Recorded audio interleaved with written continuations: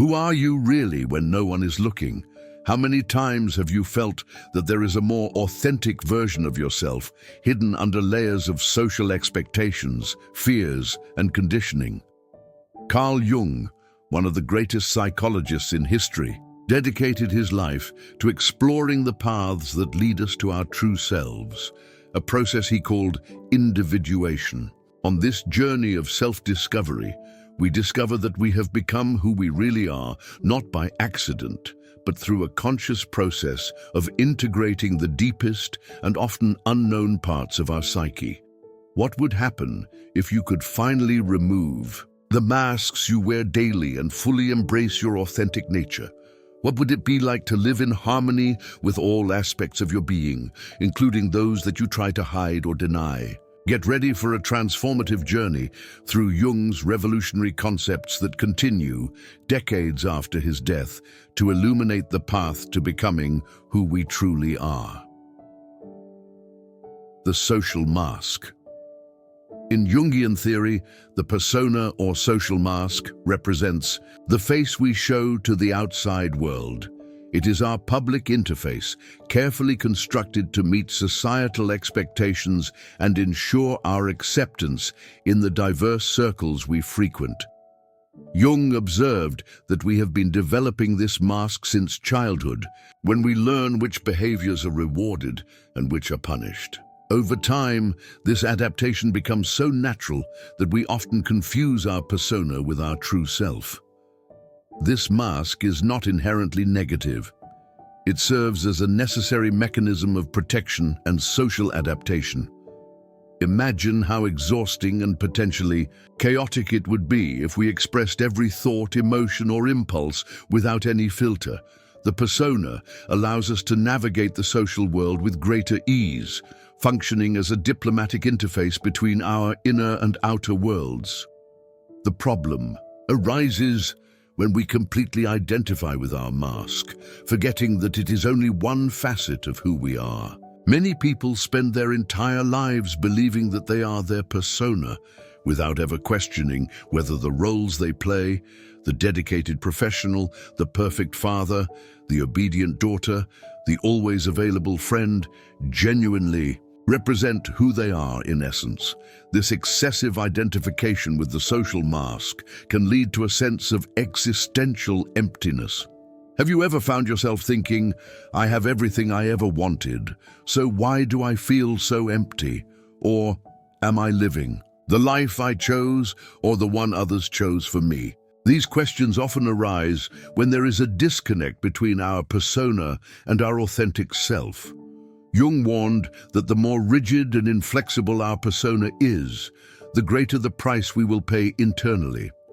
An overly restrictive social mask ends up creating an equally powerful shadow, that part of us that we repress and deny. For example, someone who maintains a public image of moral perfection may develop increasingly intense dark impulses, precisely because there is no room in their persona for the expression of normal human imperfections.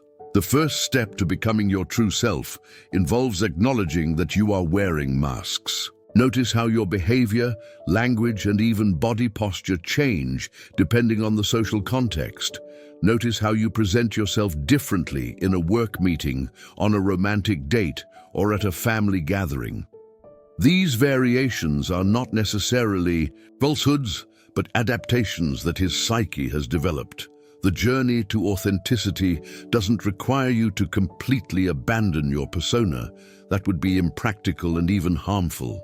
Instead, the Jungian path suggests developing a more conscious and flexible relationship with their social masks. When you recognize your persona as a useful tool, but not as your complete identity, you create space for a more authentic expression of yourself, even in social contexts. 2. Inner shadows. While the persona represents what we show to the world, the shadow, according to Jung, houses everything we hide, not only from others, but mainly from ourselves. This concept represents one of the most challenging and potentially transformative aspects of Jungian psychology. The shadow contains our denied, repressed, and rejected qualities, impulses, desires, emotions, and talents that we find unacceptable or dangerous to our conscious self-image. The content of the shadow is highly individualized. For a person raised in an environment where the expression of anger was forbidden, the shadow can contain an intense pent-up fury. For someone educated to always be strong and independent, vulnerability and the need for connection can inhabit the shadow.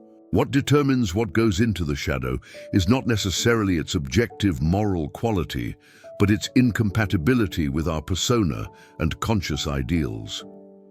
Jung observed a fascinating phenomenon.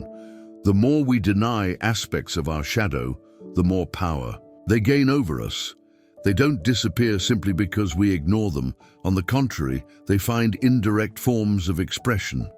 We can see this in our projections, when we react with disproportionate intensity to characteristics in other people that we secretly fear or deny in ourselves. That inexplicable irritation with the coworker who freely expresses his opinions can be a projection of our own silenced inner voice.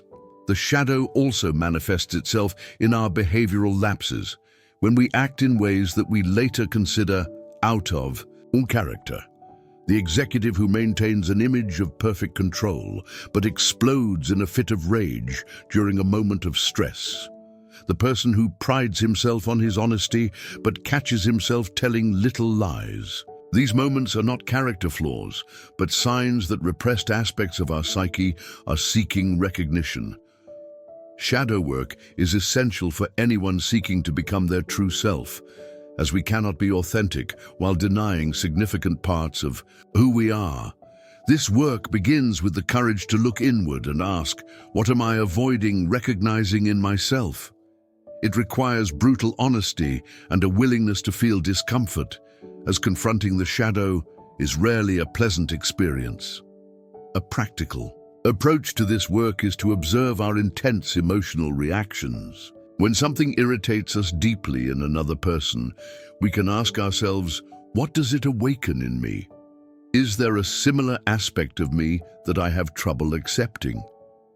Our dreams also offer valuable clues, often representing aspects of the shadow. Through threatening figures or disturbing situations, integrating the shadow does not mean giving free expression to all negative impulses. Rather, it means consciously acknowledging them, understanding their origins, and transforming their raw energy into constructive expressions. Repressed anger, when acknowledged, can turn into healthy assertiveness. The denied vulnerability can become authentic connection capability. Shadowed ambition can find ethical channels of expression. Jung believed that in the shadow there are not only negative aspects, but also positive qualities that have been repressed for various reasons. Undeveloped talent, untapped creativity, and dormant potentials often reside in the shadows, waiting for recognition. The process of shadow integration, while challenging, releases a significant amount of psychic energy previously spent on repression, which becomes available for growth and authentic expression.